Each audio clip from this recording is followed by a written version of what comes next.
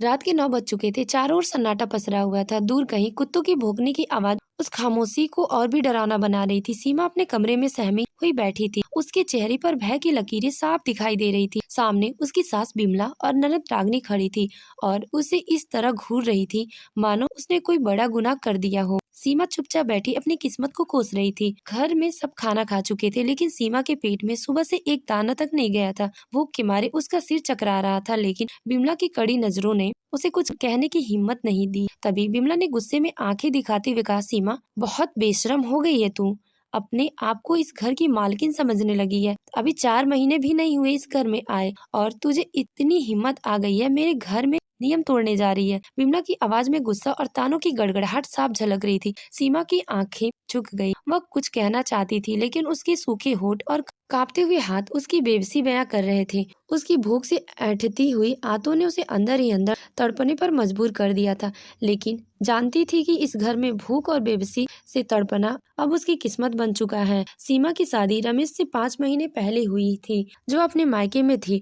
उसका सपना था कि उसका ससुराल एक ऐसी जगह होगा जहाँ उसे इज्जत, प्यार और सम्मान, अपनापन मिलेगा। लेकिन किसे पता था कि किस्मत उसके साथ इतना क्रूर मजाक करेगी। सीमा के माता पिता का देहांत उसके बचपन में ही हो गया था। उसके बाद चाचा चाची ने उसे पाला था।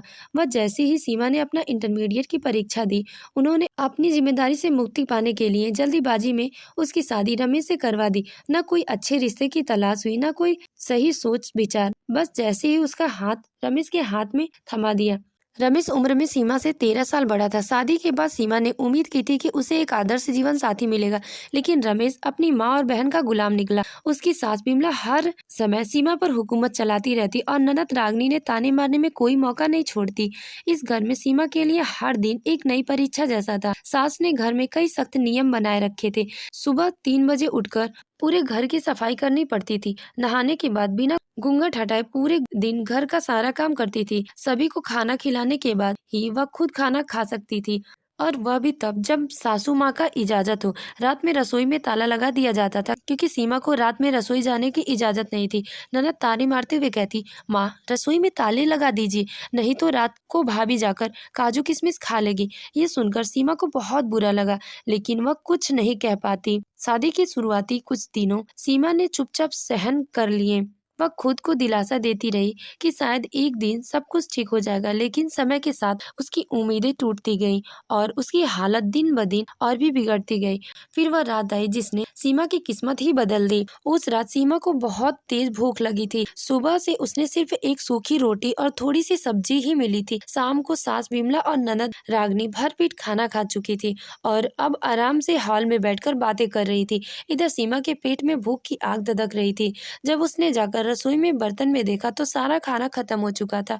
भूख के मारे उसे सहन नहीं हो रहा था कि उसे ऐसा महसूस हो रहा था कि अगर उसने अभी कुछ नहीं खाया तो वो बेहोश हो जाएगी। सीमा ने चुपचाप एक पराठा बना लिया और दबे पांव अपने कमरे में चली गई। कमरे में पहुंचते ही उसने जल्दी से पराठा निकाला और खाने लगी। हर निवाला उसकी भूख तो नहीं मिटा रहा था, लेकिन उसके दर्द को और बढ़ा रहा था। आंसू उसकी आंखों से लगातार बहकर गालों पर गिर रहे थे। अभी उसने 2-3 कवर ही खाए थे कि अचानक दरवाजा जोर से खुला। सीमा हड़बड़ा गई। सास बिमला देवी गुस्से में दहाड़ती हुई कमरे में दाखिल हुई और क्रोध से बोली, तू रात को रसोई में जाकर चोरी से पराठे बनाकर कमरे में लाकर खा रही है। बिमला की आंखें में क्रोध की लपटें साफ दिखाई दे रही थी। सीमा हड़बड़ाकर खड़ी हो गई।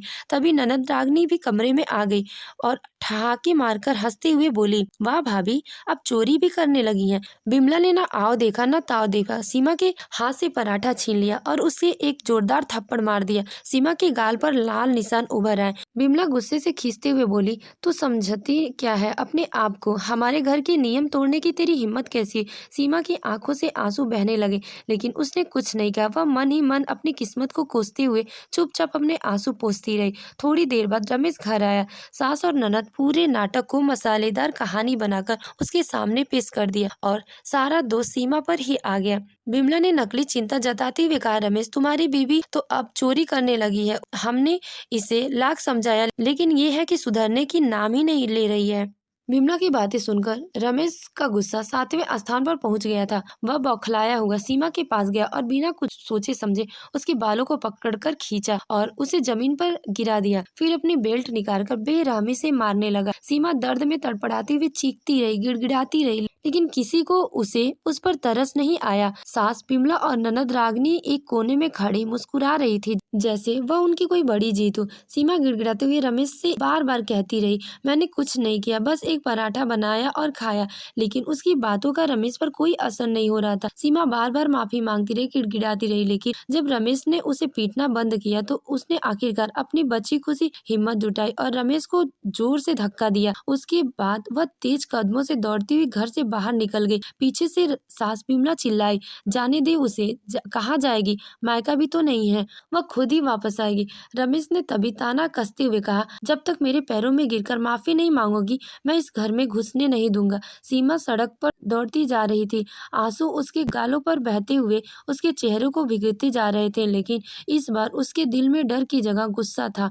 अब वह इस अपमान को और नहीं सहन कर सकती थी। उसी वक्त सीमा की नजर सामने आ रही एक पुलिस की गाड़ी पर पड़ी।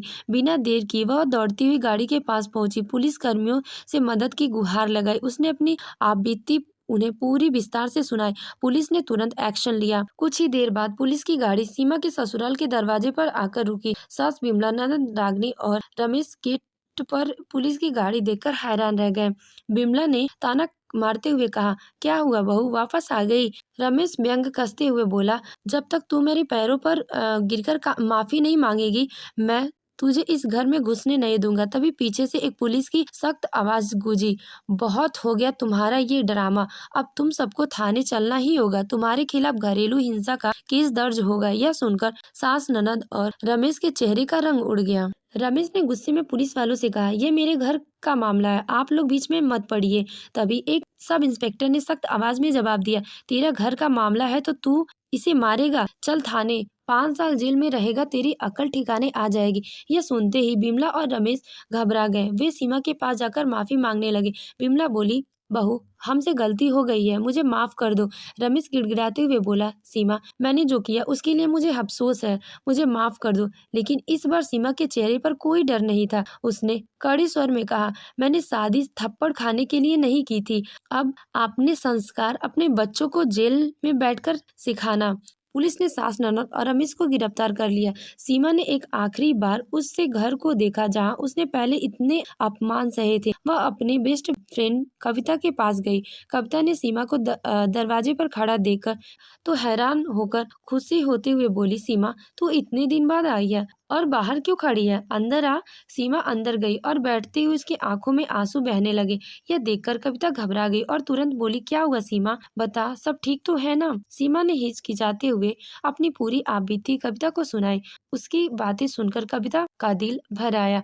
उसने सीमा को गले लगा लिया और दिलासा देते हुए कहा, अब चिंता मत कर, जो हुआ सो हुआ, तेरी जिंदगी यही खत्म नहीं होती है, आगे का रास्ता मिलकर निकालेंगे। फिर उसने मुस्कुराते हुए कहा, तू मेरे पापा के स्कूल में छोटे बच्चों को पढ़ा, मैं भी वहीं पढ़ाती हूँ, जिससे मुझे भी आत्मनिर्भर बनने का मौका मिलेगा। सीमा ने कुछ देर सोचा और फिर हामी भर दी।